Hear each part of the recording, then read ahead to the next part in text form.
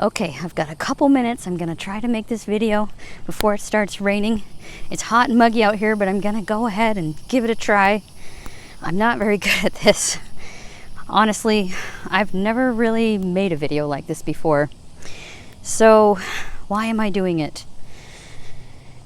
I'm doing this because something in my heart tells me that somebody out there needs to hear my perspective of what I've been through, that they just might actually be going through right now. And I've been through a lot of things in my life, but the thing that I want to focus on right now is something that I wish I had had help with and guidance on and videos to watch 5+ years ago when my child started exhibiting signs of chronic illness. I looked online, I found lots of research, I found lots of dry, very scientific literature, and I found a few videos, people living with conditions that were conditions that my son had. But I didn't really find anything from a mom's perspective, and I felt like that's what I really needed.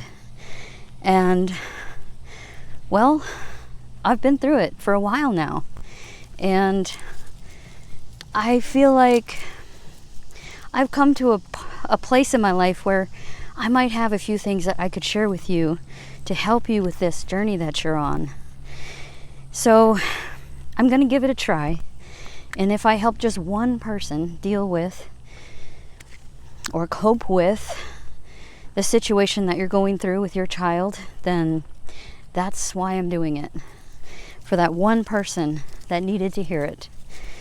So, starting from the very beginning, what is chronic illness? What is chronic pain? What is a chronic condition? Well, some of the literature says that it's any condition that lasts longer than, say, 3 months. Some say it's a condition that lasts longer than 12 months. But they pretty much agree that it's a condition that affects your ability to function, your ability to take care of yourself, your ability to socialize, or a condition that requires extended medical care or medical devices in order to go about your daily needs and routines. So that's kind of in a nutshell, what a chronic condition is. Now, an invisible disability, that is, I know it sounds really self-explanatory, but just for the sake of clarity, it's a condition that is disabling, that is not obvious to someone who might be just looking at the person. It could be a condition that requires special treatment or causes them a lot of grief, but it's not physically obvious. They're not missing a limb, or, they're not always using a wheelchair, or, they don't have an obvious deformity that causes disability. So yeah, that's the definition. And my son has quite a few of these chronic conditions that are considered invisible disabilities. And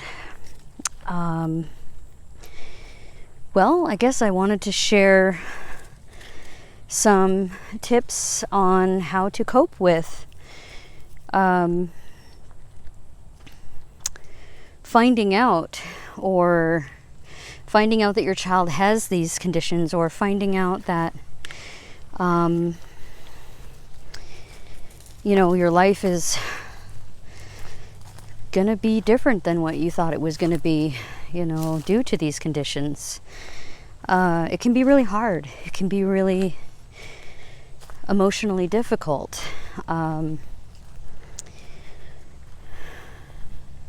So what can I tell you? Well, I can tell you that it doesn't mean that your life isn't going to be good. And I mean that. It doesn't mean that your child's life isn't going to be good. It's just going to be different. It's going to be different than the way maybe you saw it going. And that might be really hard to come to terms with.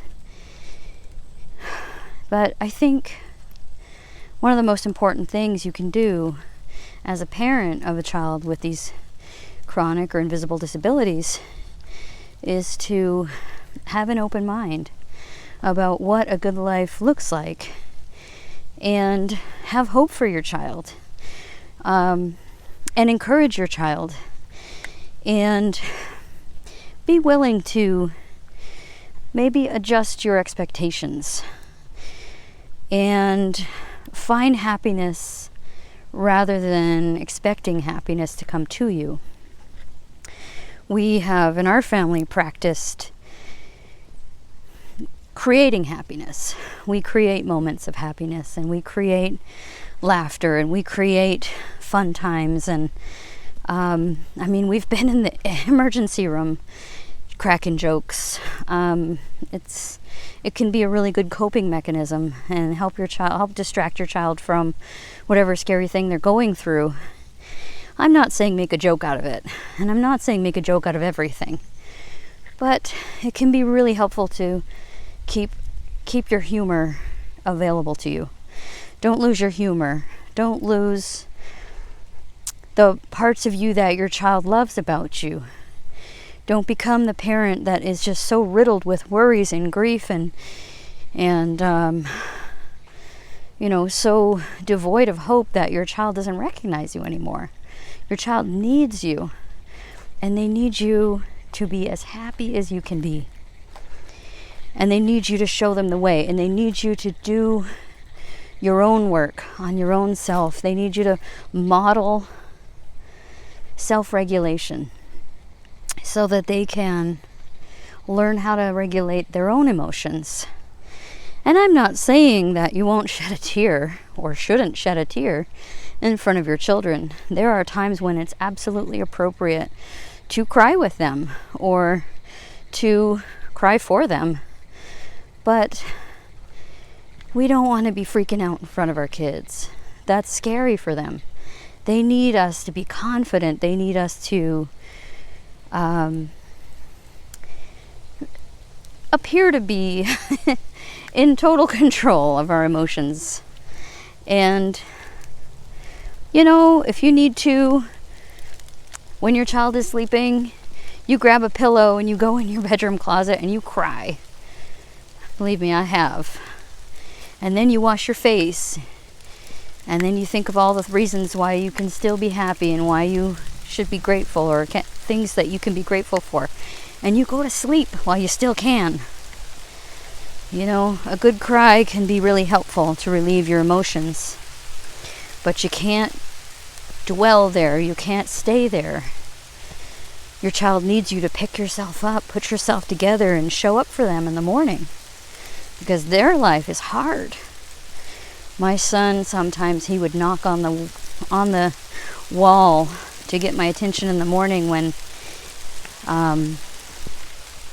he was in too much pain to get himself out of bed and get dressed. And I knew when that happened that it was going to be a really hard day for him and for me. And I just had to put on my strong face and go and help him.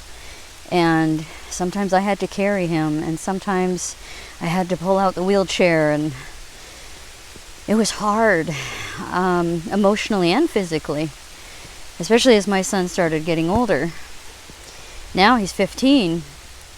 Yes, I did recently put him on my back and carry him to the car because he needed to go to an appointment and I needed to get him there.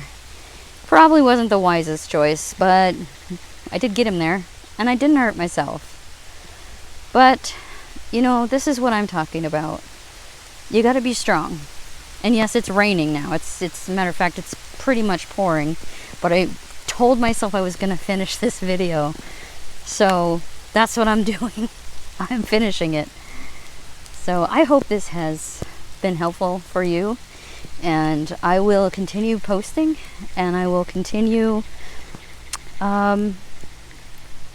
addressing all these different aspects of living with chronic conditions, advocating for your child, hoping for and creating a good life regardless of your circumstances.